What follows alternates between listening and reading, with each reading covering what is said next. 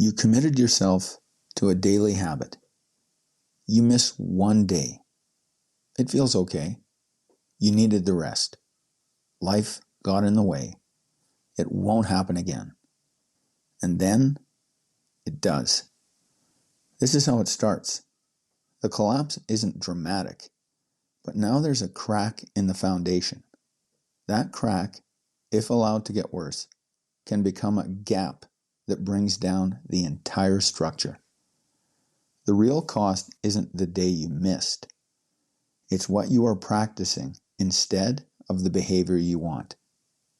Hey there, it's me, Core, and you're listening to Exercising Self-Control from Fitness to Flourishing. You may think missing a day means losing progress. A workout missed, a page not written, a habit not formed. You calculate the cost in units of work. But the real cost is harder to see.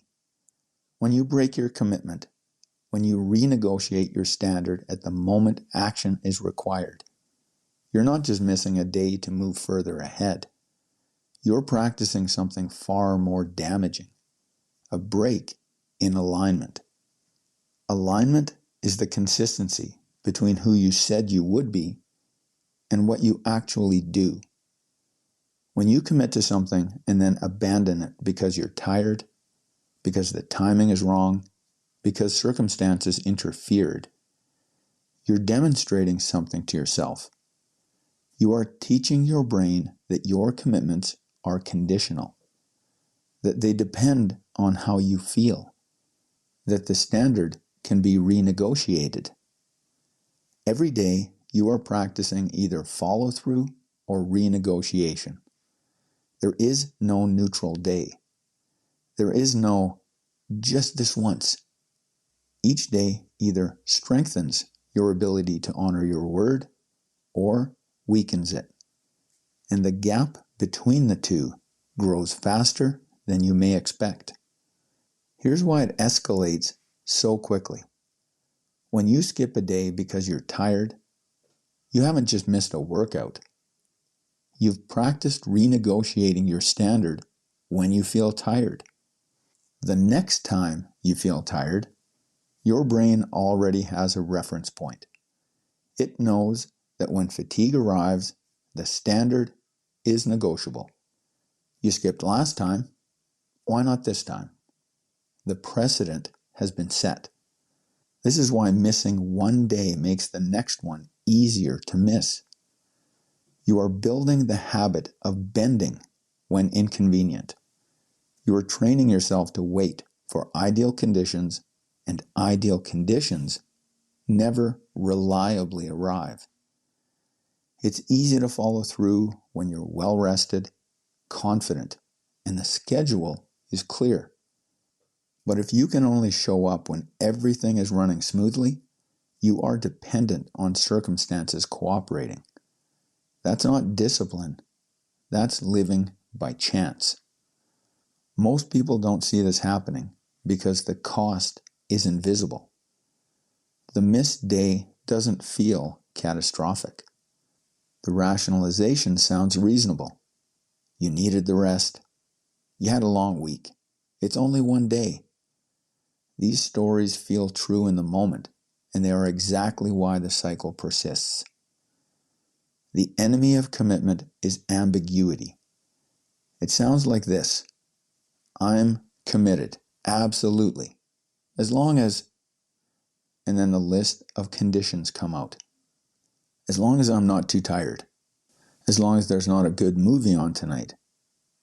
As long as there's plenty of time. As long as. That's not commitment. The moment there is room to interpret, there is room to negotiate. And negotiation, as we've discussed, is the breakdown of action integrity. Commitment requires a non-negotiable mentality. It sounds different. I am committed. Full stop. This is where a simple tracking system like the ACT score makes the cost visible. Miss a day, you reset to 0. The moment you need to reset to zero, it triggers an awareness. You pay more attention to that moment of breaking the chain. The abstract cost of inconsistency becomes a concrete, undeniable number. You can see exactly where you stand by looking at the reality of your broken streak of behavior. It ended today, and you can see it. Consistency matters more than intensity. Intensity has its place. It's what you practice when circumstances allow. Consistency is what you practice whatever the circumstances. Every day you are reinforcing an identity. You are either proving to yourself that you follow through, or you are practicing the habit of letting yourself off the hook. You cannot do both. There is no middle ground. So the question is simple. What are you practicing? Because you master what you practice. Stop practicing renegotiation. Start practicing consistent follow-through. Would you like to practice keeping your commitments? I've built a place for that. On April 2nd, I'm launching a school community called Exercising Self-Control. Inside, you earn your ACT score by stacking days you don't break. Miss a day, it resets to zero. Start your streak, raise your standard, and master the skill of making and keeping commitments. The link to join the waitlist is in the show notes. That's it for today. Catch you next time.